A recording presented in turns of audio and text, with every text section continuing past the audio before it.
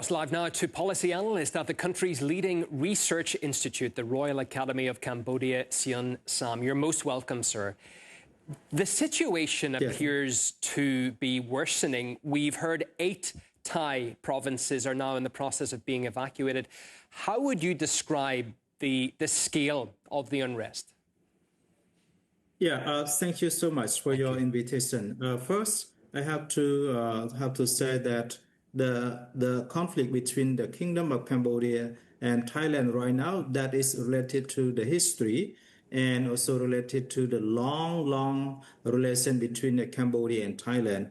First, I have to say, even though you like it or not, but Cambodia is one of the poor country in the world, and our history is very sad because we have so many civil wars and also invaded wars in our history.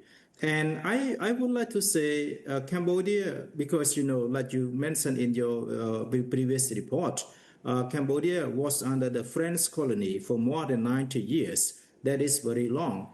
But we have a lot of advantages and also disadvantages from being under the colony. But I have to say, French have to protect the map of Cambodia because, like you mentioned in your report, the France and Sham Treaty in 1907 are the main document when we talk about the border between Cambodia and Thailand. So the history of Cambodia and Thailand, if we talk from the 1907, it means that both Cambodia and Thailand, we have the specific document already when we talk about the border. And again, in 1962, first, we have to understand, even though you like the role of the ICJ or you don't like the role of the United Nations or whatever, but that is the history. That is the United Nations. That is the group of the country. And like I mentioned, this is the history of the world. And Cambodia is so sad that we've been through many wars.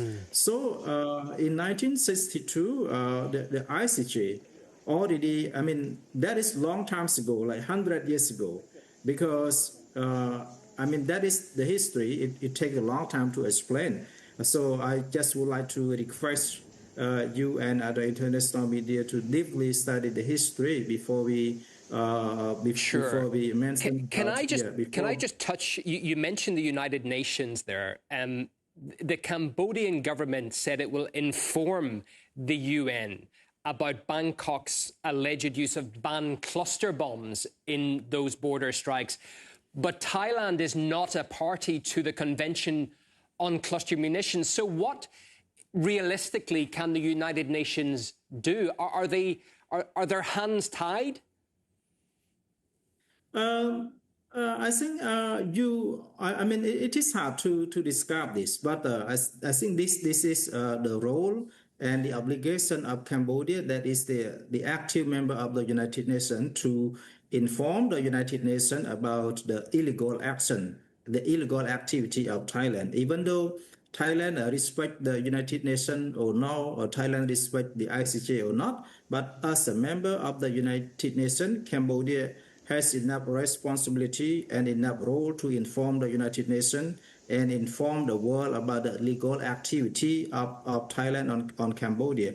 But I said that I don't want to say Thailand is not a good member in the United Nations, but we should have a place, we should have a room to talk, we should have a room to negotiate, because here in Cambodia and also in ASEAN countries, all the time, when we talk about Russia, we talk about the United States, we talk about China, people always talk with the different point of views based on the benefit that they take from each country. So I think in this case, what I mean is that it is important to find a good room for negotiation, a good place for negotiation. So in my perspective, I believe only the United Nations, that is a good place, a good room to talk and to negotiate. Okay. Because if we, based on one specific country to be the moderator in this case, I don't think that is possible. So whether the United Nations can take any action on Thailand or not. But and you don't see ASEAN perhaps playing a part either. ASEAN is very active, like the Prime Minister of Cambodia, Hun Manet, and also Prime Minister of Malaysia, Anwar Ibrahim, talk with each other. They agree with each other, but then Thailand rejected that proposal. First, I mean, Cambodia, both Cambodia and Thailand are the member of ASEAN. But how can ASEAN take that role if Thailand reject it? I mean, unless you respect the roles. You respect the ASEAN association. If Thailand do not respect the ASEAN and did not accept the proposal proposed by the ASEAN chair, I don't think ASEAN can do anything because we don't have the joint military. And I'm not talking about the ASEAN military, but we are talking about ASEAN role. ASEAN already proposed the mechanism to stop. And but the problem is with Thailand. Whether Thailand accept the proposal for the ceasefire or not, that is based on the Thai. Not on Cambodia. Cambodia already accepted the proposal that requested by ASEAN chair this year. Got it. You mentioned this earlier, but just to perhaps expand on it, the conflict's origins revolve around claims to an ancient temple and lands around it, with the countries at loggerheads since the French colonial empire introduced the map with skewed borders. How do you view the historical role Paris has played as it applies to these tensions?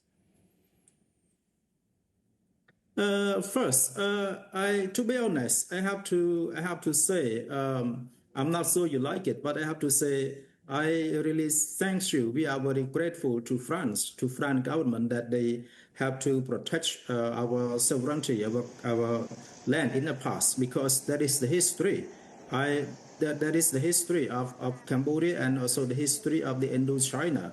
There are advantages and disadvantages, but I can say the French role is very important for this case. But the thing is that it is not related to whether France role, France should come back to the Indochina again or no. I don't mean that, but I mean their agreement and their document that they have done is very important to stop and to finish the conflict between Cambodia and Thailand. I believe that Thai people, especially people along the border, they also want to live in peace and stability, because Cambodian people and Thai people along the border, they make business with each other, they run business with each other. People need each other, need to make business with each other. And we share very similar tradition and religion, Buddhism.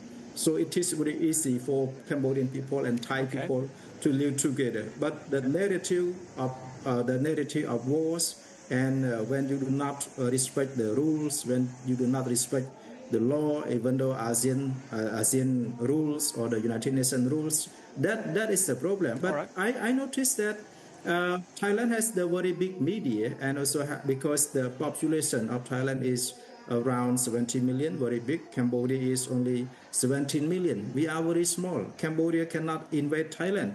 Cambodia did not start the war because Cambodia have been through the wars many years, many decades already. Cambodia do not want war. Well, it is understood. Yeah, it is a situation, as you say. De-escalation is the only way here, and where that will happen is going to be interesting. We await to see where that will occur and when. Policy analyst and fellow of the American Political Science Association, Mr. Seon Sam, many thanks. Okay, thank you so much. Thank you. Yeah. All of Gaza will be Jewish, so says